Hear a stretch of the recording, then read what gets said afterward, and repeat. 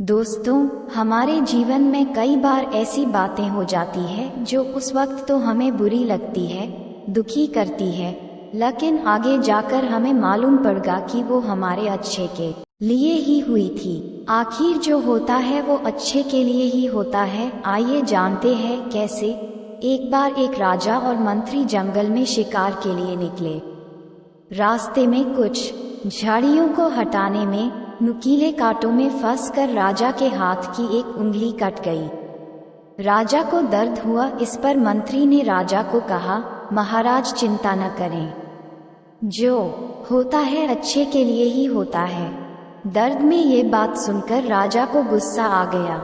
उन्होंने तुरंत अपनी सेना के आदमी बुलवाए और मंत्री को महल के जेल में भिजवा दिया और उसे कारावास में रहने की सजा सुना दी। राजा के आदमी मंत्री को ले गए और इधर राजा जंगल में आगे बढ़ा।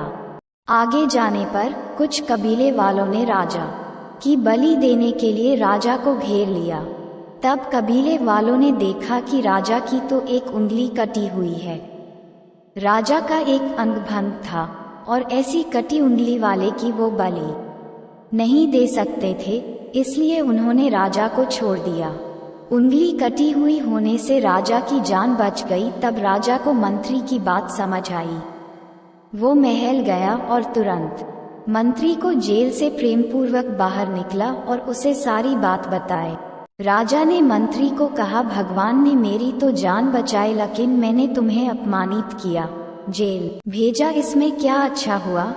तब मंत्री मुस्कुराया और कहा कि अगर मैं जेल में नहीं होता और आपके साथ होता तो कबीले वाले आपको तो छोड़ देते, लेकिन मेरी बलि दे देते। तो दोस्तों, इस घटना से यह समझ लेना चाहिए कि कई बार हमारी लाइफ में ऐसी बातें हो जाती है जो उस वक्त तो हमें बुरी लगती, दुखी करती है, लेकिन आगे जाकर हमें मालूम पड़ेगा कि वो हमारे अच्छे के लिए ही हुई थी। जो होता है वो अच्छे के लिए ही होता है। कहानी दूसरी। ये कहानी उन लोगों के लिए है जिसको अपने साथ जो कुछ भी होता है वो बुरा ही लगता है। हमारी जिंदगी में जो होता है वो अच्छे के लिए ही होता है, ऐसा सोचना चाहिए। भगवान सब कुछ सोच समझ कर करते हैं। एक मालिक था, वो व्यापार कर रहा था और उसका व्यापार बहुत ही अच्छा चल रहा था। उसका एक विश्वासु नौकर था। वो नौकर अपने काम से काम रखता था और ज्यादा कुछ बोलता भी नहीं था। एक दिन वो नौकर काम पर नहीं आया। उसके मालिक ने सोचा कि वो पिछले 10 साल से यहाँ पर काम कर रहा है और उसने कभी पगार बढ़ाने की बात भी नहीं की है। वो बहुत ही ईमानदार भी है। मालिक को लगा कि शायद उसे अपना पगार कम लग रहा है, इसलिए वो आज काम पर नहीं आया। ऐसा सोच के मालिक ने उसका पगार बढ़ा दिया। दूसरे दिन वो नौकर काम करने आया। उसे अजीब लगा और पता भी नहीं था कि मेरे मालिक ने मेरी पगार क्यों बढ़ा दी है। वो वैसे ही काम करता रहा जैसे पहले करता था। काश मैंने ये पहले किया होता, पैसों की कीमत क्यों करनी चाहिए। 3-4 महीनों के बाद फिर से वो नौकर काम पर नहीं आया।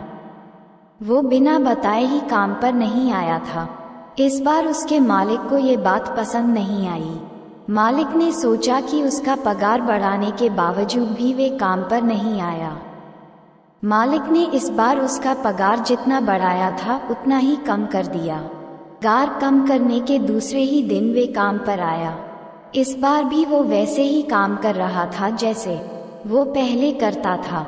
ये सब देखकर मालिक को आश्चर्य हुआ कि ये कुछ बोल क्यों नहीं रहा है।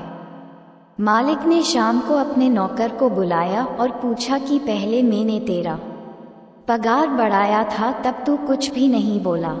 मैंने तेरा पगार कम कर दिया, फिर भी तू क्यों कुछ नहीं बोलता। आखिर बात क्या है। नौकर ने बड़े ही शांति से बोला कि मालिक, पहले जब मैं काम पर नहीं आया था तब मेरे घर पर बेटी का जन्म हुआ था। उस वक्त भगवान ने आपको मेरा पगार बढ़ाने की प्रेरणा दी थी, क्योंकि घर का खर्च पहले से बढ़ने वाला था। इस वजह से आपने मेरा पगार बढ़ाया था। दूसरी बार जब मैं काम पर नहीं आया था तब मेरे पिताजी की मृत्यु हो गई थी। भगवान को लगा होगा कि एक व्यक्ति का खर्च कम हो गया है, इसलिए आपको मेरा पगार कम करने की प्रेरणा दी। मेरे पिताजी के नसीब में को लिखा था वो मिलना कम हो गया।